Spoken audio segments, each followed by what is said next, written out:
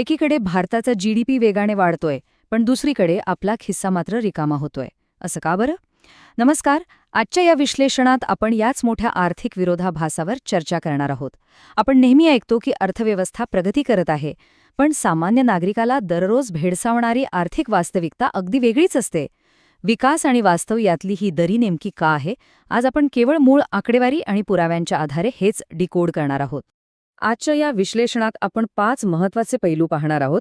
आर्थिक विकासाचा विरोधाभास, सोने आणि रुपयाचं गणित, उत्पादनाचं वास्तव, आपला महागाईचा निर्देशांक आणि शेवटी रिअल एस्टेटचं मायाजाल. हे सगळे एकाच मोठ्या चित्राचे भाग आहेत. चला तर मग थेट सुरू करूया.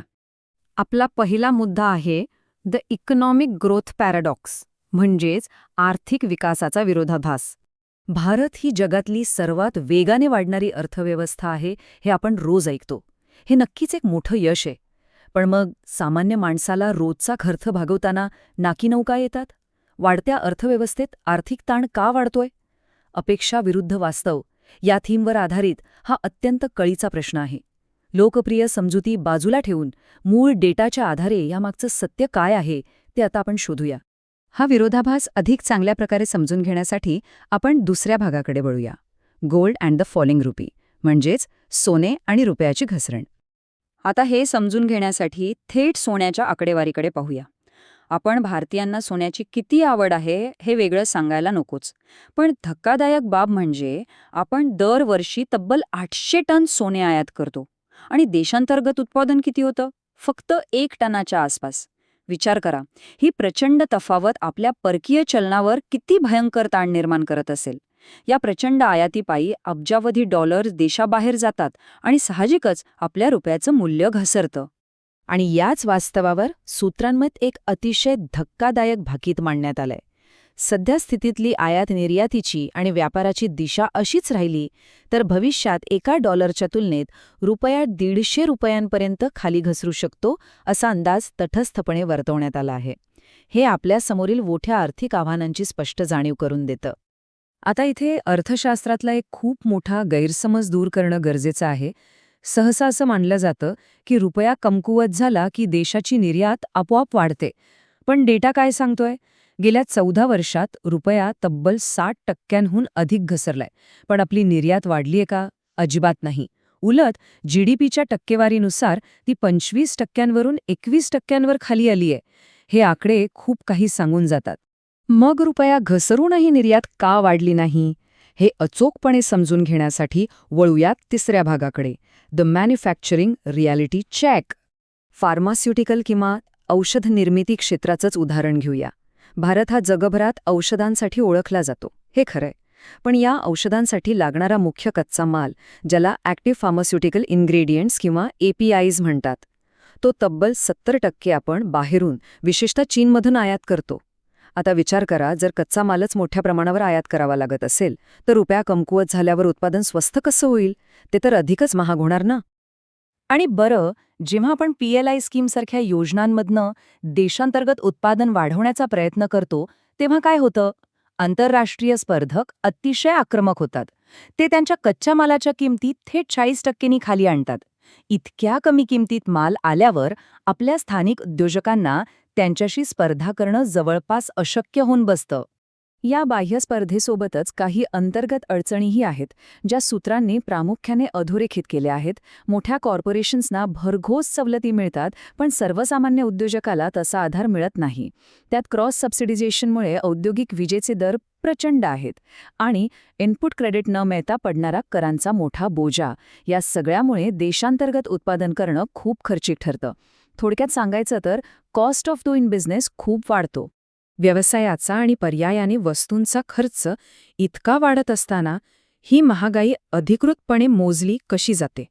हा आहे आपला चौथा मुद्दा, द फ्लॉड इन्फ्लेशन मेट्रिक. महागाई मोजण्याचं मुख्य साधन म्हणजे कन्झ्युमर प्राइस इंडेक्स किंवा CPI. ग्राहकांकडून खरेदी केल्या जाणाऱ्या ठराविक वस्तू आणि सेवांच्या किमतीतील बदल यातून मोजला जातो. पण इथे एक मोठे गोम आहे. हा निर्देशांक 2011च्या जुन्या बेस इयरवर आणि एका अतिशय जुन्या यादीवर आधारित आहे. म्हणजे आजच्या आधुनिक काळात आपण ज्या गोष्टींवर खर्च करतो त्याचं योग्य प्रतिनिधित्व या इंडेक्समध्ये होतच नाही. हे अधिक स्पष्टपणे पाहूया. CPIच्या एकूण मोजणीत तब्बल 44% वाटा फक्त अन्नधान्याला आणि खाण्यापिण्याच्या वस्तूंना दिला गेलाय. आता यामुळे होतं काय, तर इतर महत्त्वाच्या आणि महागड्या क्षेत्रांमधली महागाईची खरी आकडेवारी झाकली जाते. आजच्या काळात इंटरनेट, सेवा आणि इतर गोष्टींवर मोठा खर्च होतो, पण तो यात योग्य प्रमाणात दिसत नाही. यातला सर्वात मोठा विरोधाभास बघा. कांद्यासारख्या वस्तूंना ह्या निर्देशांकात खूप जास्त महत्त्व दिलं गेलंय, कारण कांद्याचे भाव वाढले की त्याचा थेट राजकीय फटका बसतो. पण दुसरीकडे आपला कंबरडं मोडणारा खर्च म्हणजे शिक्षण आणि आरोग्य सेवा. आरोग्याच्या डायग्नॉस्टिक्सची बाजारपेठ आज तब्बल 15 अब्ज डॉलर्सची आहे. पण या वाढत्या खर्चाला महागाईच्या अधिकृत आकडेवारीत अत्यंत कमी महत्त्व दिलं गेलंय. म्हणूनच अधिकृत महागाई कमी दिसते, पण आपला खिसा मात्र रिकामाच होतो.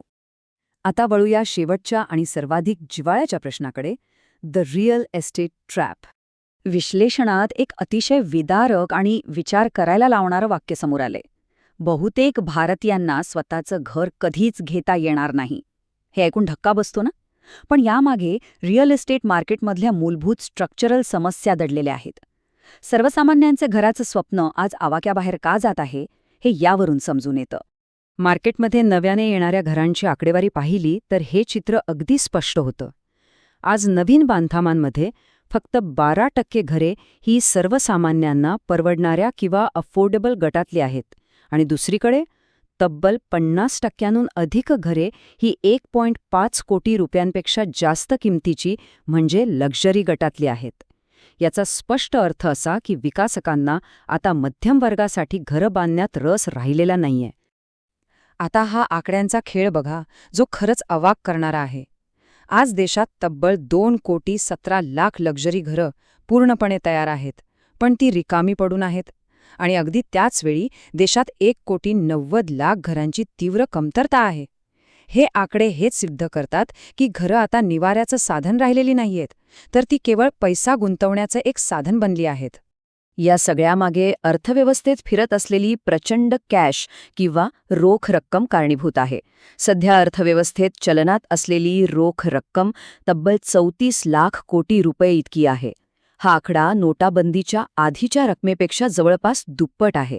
आणि सूत्रांनुसार ही अफाट रोख रक्कम बहुतांश वेळा गुंतवणुकीच्या रूपाने याच रिअल इस्टेट क्षेत्रात येते. ही साखळी कशी काम करते ते समजून घेऊया. अनिवासी भारतीयांकडून येणारा पैसा आणि व्यवहारात न नोंदवलेली मोठी रोख रक्कम, या सगळ्याला एका सुरक्षित गुंतवणुकीची गरज असते.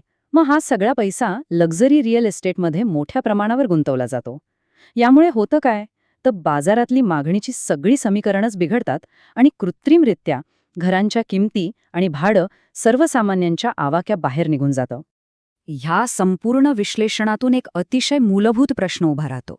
जर अशा प्रकारे सामान्य माणसाच्या संपत्तीचा पायाच ढासळत असेल, महागाई आणि घरांच्या किमती आवाक्याबाहेर जात असतील, तर मग हा जो झपाट्याने होणारा आर्थिक विकास आपण पाहतोय, त्याचा खऱ्या अर्थाने फायदा कोणाला होतोय?